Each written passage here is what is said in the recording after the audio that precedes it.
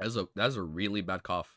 Okay, now we will officially start Lord of Mysteries, and we have not been stalling for 25 minutes. Please read slowly, easy. Saving your throat first. Yes, we're gonna take it nice and slow today. I don't know how much we will get through because I don't know why I've been getting sick bi-weekly, but today's gonna be a chill and slow Lord of Mystery stream.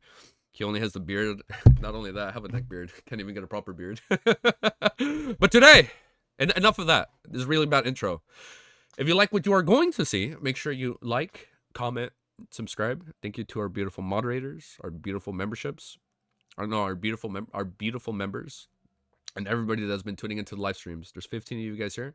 We had 20. I know we're going through a little bit of Monster Hunter, but it's okay. You have beard? Yeah, I got a little bit. I got more of a neck beard. But enough of that. It's time for Lord of Mysteries. Chapter 271 is called Golden Rose. Wow, I can't even raise my voice too much. We're going to keep it a little bit low this stream. 271. 19 Hope Street. I'm hoping we're going to be good. My brother is weak. He needs hot water to shower at 5 a.m. and cold water better. But I got you, dude. I got you after stream. Sherwood Borough. This area was located close to the Tussock River, which went through Backland.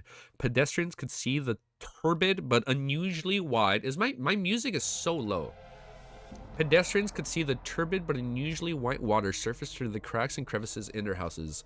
The Daily Observer reporter Mike Joseph alighted to the carriage and pointed at a 3-story grayish building ahead of them. He said to Klein, who was standing next to him and wearing a black double-breasted suit and a half top hat and gold-rimmed glasses, "That's the Golden Rose, the best legal brother." What is that? Dude, username. Thank you for being a member. Member for 1 month. Dude, thank you. Thank you so much, bro. Thank you, user. That's so cool, dude. Thank you. Awesome. Any classical music today? Bet. I'm gonna awkwardly pause the video right here. I'm gonna read from here. The Daily Observer reporter Mike Joseph alighted the carriage and pointed. Oh, I read this. "That's Golden Rose, the best legal brothel in the area of the Backland Bridge, as well as the Sherwood Borough.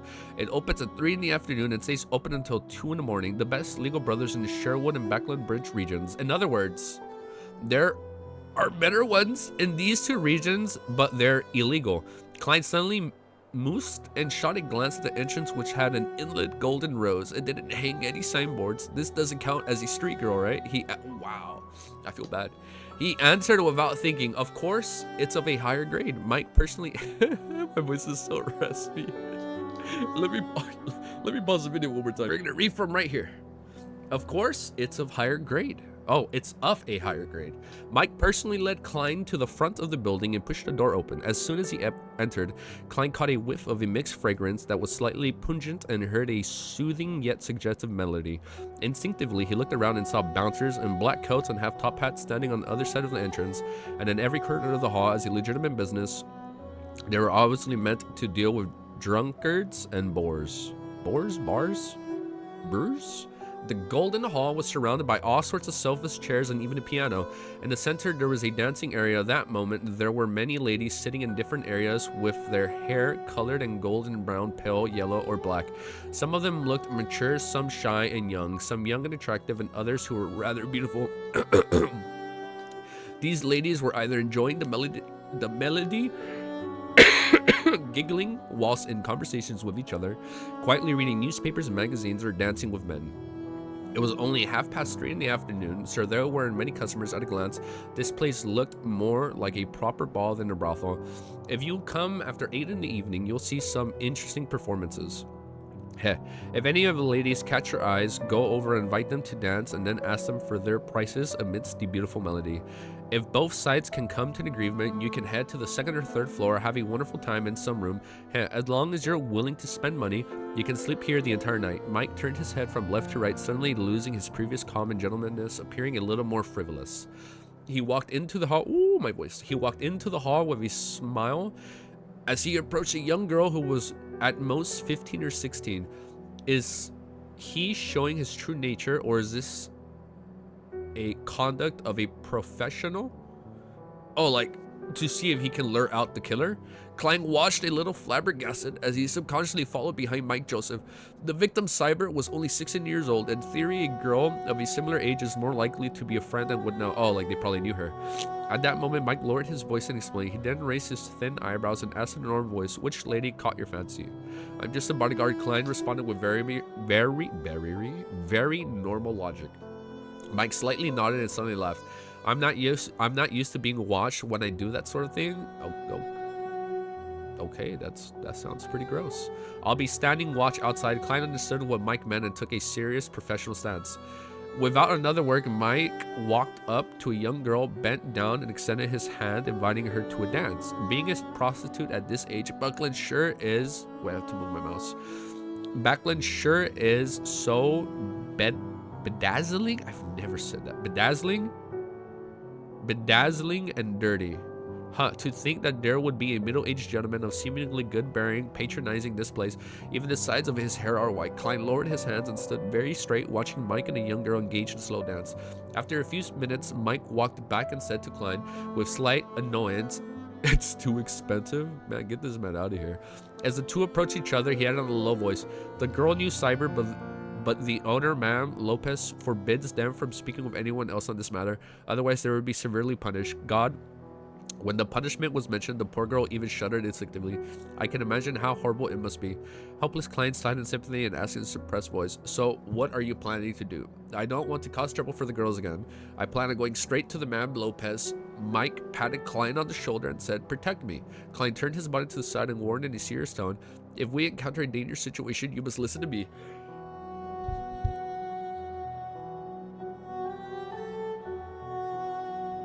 Okay.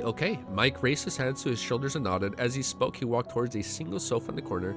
There was a charming lady with a thick makeup and a gorgeous dress seated there. "If you don't want to give up after a dance and embarrass yourself in front of these girls, I suggest you talk to Ma'am Lopez first, find out the prices of different girls." Mike raised his voice. The lady heard their conversation and looked over. She slowly got up and smiled. "Good afternoon, gentlemen. I'm Lopez. Did any girl catch your fancy?" "Yes." Mike suddenly sized her up and said with a chuckle, "I really am..." Is he trying to get a Lopez? "I really admire you. I admire you too. You're acting like this is your home." Klein's mouth twitched. Lopez's expression froze for a second. Then she gave a fake laugh and said, "Sorry, I'm not feeling well today. You should know that there are times every month where women feel quite under the weather." Tell me about it. Seeing that there was no way to get Lopez in her room for a conversation. I feel like that's an understatement.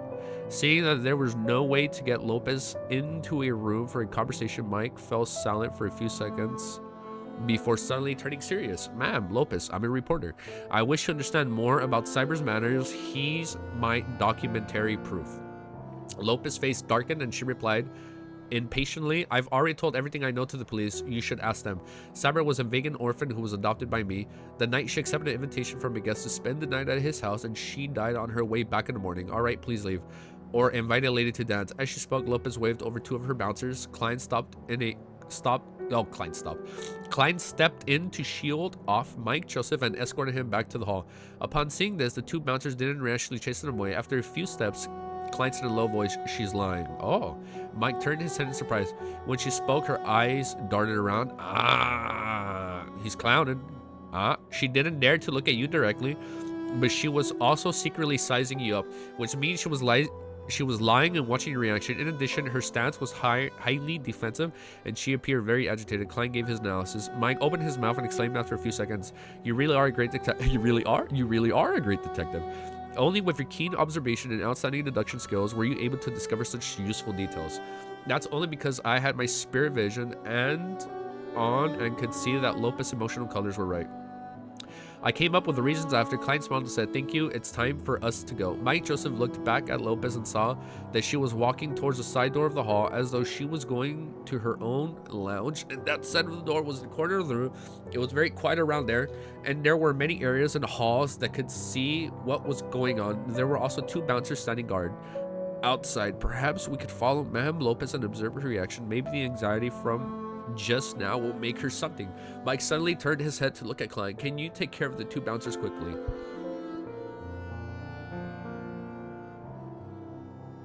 Sir, I'm only responsible for your protection, and that's against the law. Client smiled in response. I'll pay you more. A total of £5 based on the combat price from before.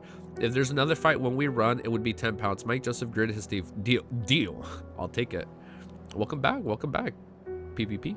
Welcome back. Deal. Klein reached out and shook his hand. Afterwards, the two of them circled around to avoid the two bouncers from before and quietly approached the side door. Guests, please stop. Please leave this area. One of the bouncers stepped forward and stopped Klein and Mike Joseph. Sorry. Will immediately Klein bowed politely and apologized. Is he not gonna fight? At that moment, oh, his right fist suddenly punched out, heavily striking at the bouncer's abdomen in front of him. Oh, look at him fight, dude. Look at him, like, instigating the fight.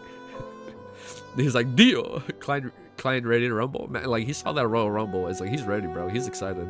He got a little excited after that WWE fight. Sorry. At that moment, his right fist suddenly punched out, heavily striking at the bouncer's abdomen in front of him. The bouncer instinctively clutched his stomach, his body bent over. As for Klein, who had now stood up, he raised his left hand and chopped the bouncer at the back of the head. Pow. The bouncer fell to the ground and fainted. His companion was clearly caught by surprise. In this turn of events, he just started blankly and failed to react in time. Klein immediately slid over and covered the bouncer's mouth with his right hand and punched his abdomen with his left fist. Bang.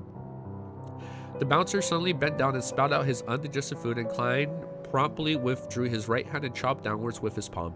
At the same time, his left hand supported his opponent, allowing the bouncer to slowly fall onto the ground without making a sound. After exchanging looks, Klein turned the knob, pushed open the side door, and stepped inside. Mike Joseph lowered his body and quickly followed him. Why are you so skilled? You're just a reporter. Klein lampooned under his breath, walking briskly by a rapid pace along the paved corridor. Suddenly, they heard Lopez's voice. Tell Capim, or is it Captain? Oh, tell Capim not to send anyone over the next few days. Capim, send anyone. Klein looked at Mike and found him looking equally puzzled. At that moment, they heard Lopez's footsteps that they were heading towards the corridor. Let's go. Klein tugged Mike and ran for the exit without turning back. During this process, he closed a side door and broke the lock in passing. It could prevent people from inside from coming out for a while. Then, as if nothing had happened, he hurriedly walked through the hall and approached the exit while hearing faint, angrily voices. After reaching the streets, Mike heaved a sigh of relief and said in amazement sincerely, I've experienced many similar scenarios, but not once was it as simple and relaxed as it was today. Thank you. I need to return to find out who Capim is.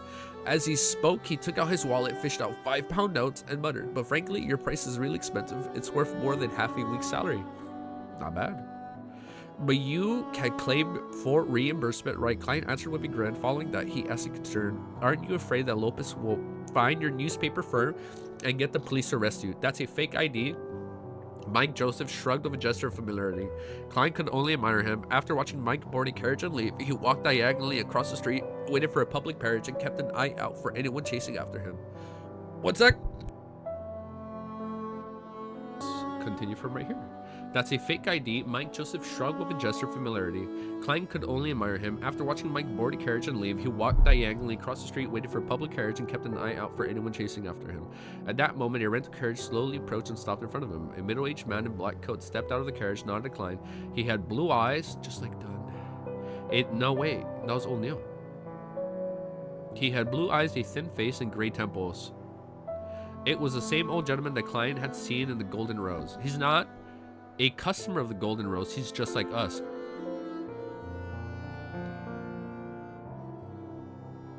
He's just like us? Like a Beyonder, or? Klein suddenly came to his realization. Hello, I'm Detective Isengard Stannon. I'm assisting the police in this case. Can we have a chat? The middle-aged man pointed at the carriage tracks. Oh, who is it? Like, is this a good guy or a bad guy? Inhale some steam. Yeah, no, we got the inhaler at the ready. So chapter 272 is called Observing Each Other. That sounds exciting. All right, this is gonna be the last chapter because we are not feeling too good, but we should be good soon. Chapter 272. After I do my timestamp. Okay, now we can read. Chapter 272 is called Observing Each Other, Detective, a colleague. However, the fact that he's able to assist the police in dealing with such a serious case shows that he's truly is a well-known detective, at least within Civilist Yard. Isn't the serial killer evolved and the devil worship supposed to be handed over to the Nighthawks mandated punishers or the machinery hive mind? All the police department needs to do is send a few assistants. So why will they need to seek the help of a private detective? Yes, the 11 serial murders must have caused a sensation. Civilist Yard is under a lot of pressure, and they aren't willing to just wait in misery. Many thoughts flashed through Klein's mind, but on the surface he revealed a smile. All right. He boarded Isengard Stanton rented carriage and saw a young man with brown hair inside. This is my assistant, Isengard, who had a thin, angular face. Introduced, please have a seat. He didn't close the carriage door, nor did he let the carriage driver drive the horse forward to show that he meant no harm. Klein deliberately sat down uneasily and asked wordily, what would you like to talk about, Mr. Stanton? Isengard took out a dark pipe and said, I want to know what you've learned from following Ma'am Lopez. Did you hear or discover anything? I'm also a detective, and you should know that we have confidential agreement in the business. Klein deliberately replied as though he was in a dilemma. I'm asking you on behalf of the Civilist Yard. This has nothing to do with a confidential agreement. Isengard rubbed the pipe with his thumb. A pound. How about 2 pounds? Having learned a lesson from the previous incident with Mercelot, together with the fact that there was no need to keep it a secret, Klein replied without hesitation, sure. Alright, Isengard smiled and took out 2 1-pound notes from his pocket. Klein acted as though he was recalling something before frankly saying, we only heard one sentence. Ma'am Lopez attempted to order her subordinates to cap him that he's not to send anyone over in the next few days. Cap him. Isengard nodded, seemingly enlightened. Got it. You know cap him? Klein didn't hide his surprise. Isengard handed the notes over and said with a faint smile, he's one of the most controversial magnates. What's that? Magnates? In Sherwood Borough. Machinery Hive Mind is such a cool name. It is. From all the names, I've never said it, but Machinery Hive Mind is such a badass name. It reminds me of like something in Terminator, bro. Like from the Terminator game, like when it's in the future, bro. Like Machinery Hive Mind, or like the Hive from the Matrix, right? Like it's cool, dude. I really like Machinery Hive Mind. I really think that name goes hard. I agree with you, username. I agree with you like 1000%. So far, that's like my favorite faction name. I don't know if it's not my favorite faction, but naming wise, Machinery Hive Mind, top 3. Magnets is a rich person that also has the power, usually gotten through their money. Oh, thank you, Cammy. You're good, bro. You're fast, bro. Magnates? Got it. Oh, I just read this. And Backlund, innocent girls often go missing along deserted streets, and after a long time, they might be chanced upon in all sorts of legal or illegal brothels. A lot of rumors point to Capum as a criminal honcho filled with blood and filled on his hands, but due to the lack of evidence, he remains free to his date. Furthermore, he knows a lot of important people. If that's true, then this fellow should die 1,000 times over. Klein nodded, sighed, and said, this is Lowen, this is Backlund, Mr. Sandon. I shall bid you farewell. Thank you for your cooperation. Isengard got up midway as a polite gesture to send him off. By the way, your fighting skills are excellent. Maybe we'll have a chance to work together in the future. How should I address you? Sherlock Moriarty. Klein answered briefly and got off the carriage. Only when he boarded a newly arrived tracked carriage did Isengard Sandon instruct his assistant to close the door and order the carriage driver to head towards the Hilston Borough. Turning his head to the side, he looked out the window. The gray-haired elderly gentleman had put away his dark pipe, pulled out a brass ornament from his pocket, slowly stroking in his hands. The brass ornament was a pocket-sized open book with a vertical eye in the center. The appearance and get-up of Mr. Moriarty from just now were a bit out of place. He wore very cultured gold-rimmed glasses, but he had deliberately grown a beard around. He's growing his beard. You know what? I remember seeing official artwork of him with a beard. He even had like the Amelia Watson. I know it's not Amelia Watson. I know. Hold on. I was thinking of the picture. But like he had the detective hat, and I think I saw that before he was Sherlock Moriarty. You guys just shared the picture, and I'm like, he looks a little older right here, at least compared to the first pictures I saw of him. And I assume, I guess it makes sense because it's been like what, almost a year, maybe, right? How much time? You know, how much time has passed? Oh, you're going to like them more easy? Bet. Yeah, that sounds exciting, dude. I wonder if they're going to be like one mind, one body, right? Like Machinery Hive Mind. Like maybe it's like they all become one, or like they all work in unison, like an actual hive. That'd be cool.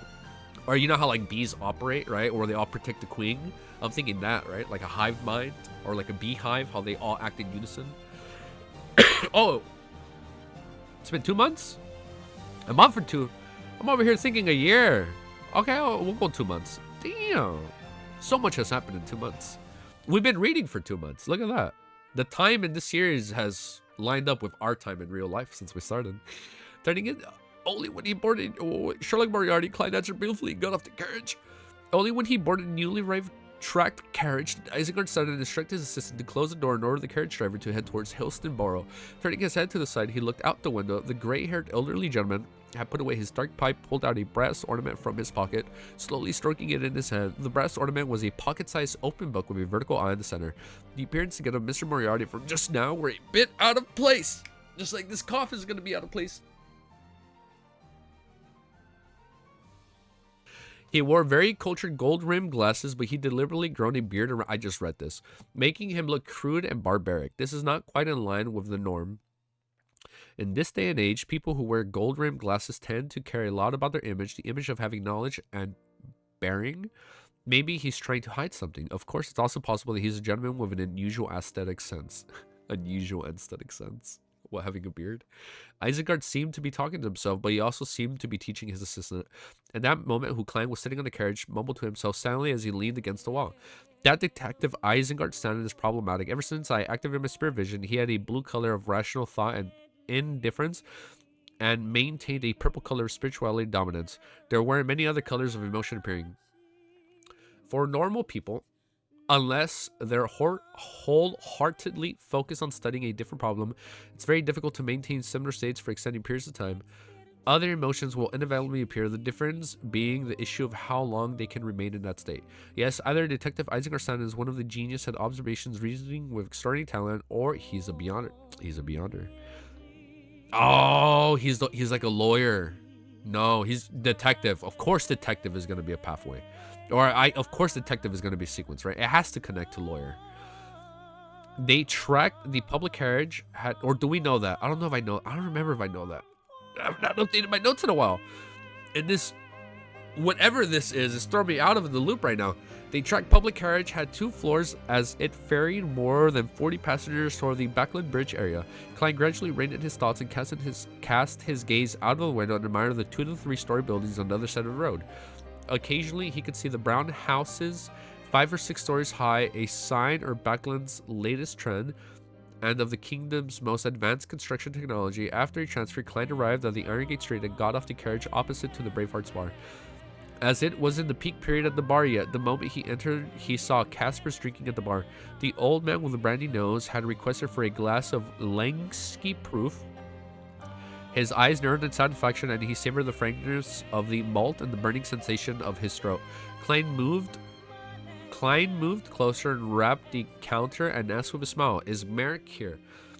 At the same time, he had one hand in his pocket and he gripped Zig's copper whistle, using his spirituality to shield its negative effects. Before he finished his sentence, he felt gazes swept past him. It was evident that they were observing him. By this time, he finished asking his question. The gazes moved away from him and focused on Casper. Amo for 2. Wait a sec, I'll find out. Oh, you'll find out? Bet. The old man with his huge scar on his face opened his eyes, and when he hopefully the music's not too loud. And when he saw that it was Klein, he said in a bad mood, "He didn't come. He didn't come yesterday either. He didn't come." Klein let out a breath of relief, no longer using spirituality to wrap Zig's copper whistle. When I mentioned Merrick, someone looked at me. When they heard that I was asking for his whereabouts, the gaze shifted a hand. Someone is also looking for someone else is looking for him. Someone is also looking for Merrick. Klein resisted the urge to turn around and observe as he analyzed the abnormality.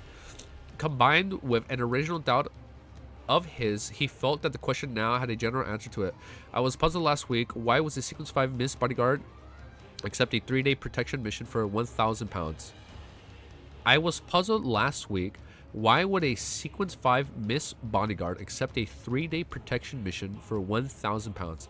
This isn't to say that the price is too low, but rather that someone of that level already counts as a powerful person. In the Church of the Goddess, she's qualified to be a Nighthawk Decon or a Diocese Bishop. Really? What? If she can get... Sorry, that was a loud cough. I know the audio spike. If she can gain the favor of a holy artifact, she can even compete for the position of the Archbishop or a higher-ranking Decon among the various secret organizations and intelligence agencies. Sequence 5 also implies, I lost my place, also implies that the person will be in person charge of a borrow or at least a number of 2 or 3. Even if it were Beyonder who isn't part of any organization, a person with such strength would be able to establish a small organization of their own. No matter which point of view it was from, Miss Bodyguard could enjoy tributes from her subordinates, so there was no need for her to personally take the job. That is true. Like, why did she take it?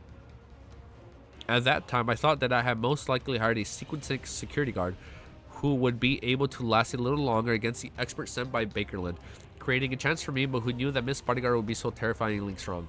Judging from today's events, Miss Bodyguard and Merrick are probably similar to me. Their identities are sensitive, and they have to hide away. Yes, their situation might be even worse, and they have to constantly worry about being hunted down. Titch, to be able to hunt Miss Bodyguard. Even if that organization doesn't have any high sequence beyonders, they must have some holy artifacts or multiple sequence 5. Multiple sequence 5. We're going to get multiple sequence 5 members this arc. Maybe. Maybe this volume, right? Ah, this is going to be hype. Of course, this is just my hunch. Perhaps it has to do with the exposure of Merrick as a Beyonder, and he's now targeted by the Machinery Hive. Oh, yeah, we're going to get the Machinery Hive Mind Squad this arc.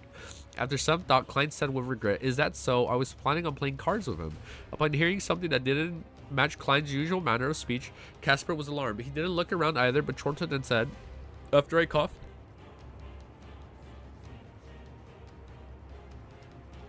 "I'll be having a card game tonight. Texas, do you want to join in?" "No, I just want to play till dinner." Sigh, "I think I'll just head home." Klein sighed and left the Bravehearts bar without even ordering anything to drink. He had intended to ask Casper's about other Beyonder gatherings, but in that situation, he carefully abandoned the idea. In fact, he could have gone to a card room or some relatively sealed area to talk with Casper's, but just to be safe, he decided to wait until next time. He waited until next time. Okay. Klein was in no hurry to return home. Instead, he went to the one-bedroom apartment he rented in Eastboro and started divining above the gray fog to confirm that no one was following him. After easing his mind, he reached 15 Mink Street before it was completely dark and found all sorts of subscribed newspapers crammed into his mailbox. I was in a hurry to leave today, so I didn't even have time to read it. At the Quilling Club, I had a good deal after my shooting practice and took a nap before being forced to play a few tennis matches with Talon. Why you want more sequence 5? Klein doesn't list sequence, don't get him killed. It'd be hype, bro. Like, if he has to, like, navigate all that and then Miss Bodyguard joins the fray, it'd be kind of hype. IDKY if they can handle that enormous task. Are there any RIO? The only thing I remember from earlier chapters, despising. I don't know if I should read that. I don't know who we hate. I don't know if I hate anybody in this arc so far. In this volume. Why am I saying arc? I'm thinking of anime and manga for a sec. My skills aren't good enough, but my physical fitness can make up for that. He mumbled silently as he opened the door and went inside before twisting the gas lock. He brought the newspapers into the living room and sat on the sofa. He lit the wall lamp and started reading. Klein first read through the Beckland Morning Post and immediately flipped to the fifth page and saw an advertisement. It was an advertisement for Ernest Firm purchase of goods. The price were 7 pence per liter of flour, 1 solely of butter, 6 pence per pound of lard, 1 solely 3 pence per pound of cream, 8 solely per pound of America's black tea. In other words, there would be a Beyonder gathering in the same place at 8 in the evening tomorrow. The code to the door is to knock 7 times heavenly. 7 is a recurring number, I see. 1 time lightly, 6 long intervals, and 1 short interval in that order. The remaining... oh my, this is already confusing. The remaining 3 and 8 are meaningless. Klein interpreted the content, leaned back against the sofa, and began looking forward to the gathering tomorrow evening. Look, we got another gathering. He wanted to sell some formulas to see if he could buy the corresponding ingredients or items. Oh man, he gonna make bank. Where are we? We just finished 272. Let me pause, update our stuff, and cough. 1 sec. But we're gonna get this outro out the way. I'm sorry I only read 2 chapters today. I don't feel sick, but for whatever reason, I am coughing so much when I hopefully pause the video. I know I didn't pause the video the whole time when I was having these cough moments. It's kind of erratic.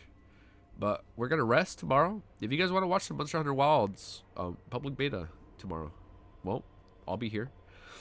Once we recover, I have mono on break this week because I'm not caught up with Soul Leveling Ragnarok and Beginning After the End, and I was saving LSC's video for next week so I can do 2 chapters. And then I know we still have some other manhwa on hold just until I feel better. But for now, I'll let you guys go. The priority is rest. Thank you, Vec. I'm going to let you guys go. You know, the priority is have fun, right? Have fun, chill, hang out, get to know everybody here. Have a good time. But we're going to rest and only read 2 chapters today. And I'm hoping when we're back and we're fully rested and fully recovered and this demoness affliction wears off, we can get back to that crazy like 9-hour stream we did towards the end of I was gonna say LSE, towards like the end. Even some of my private LSE videos, I was reading like 3 hours a day, man. That shit was crazy. Adieu. Bye. Take care, guys. Peace. And have a beautiful day. Bye, guys. Like, comment, subscribe, share the video, dislike the video if you didn't like it, if it felt weird. And I will see you guys next time. Sorry for a 30-minute recording. Peace. Have a beautiful day. Bye, guys. Bye, everyone. Thank you, guys. We really do need that 24-hour stream to make up for lost time.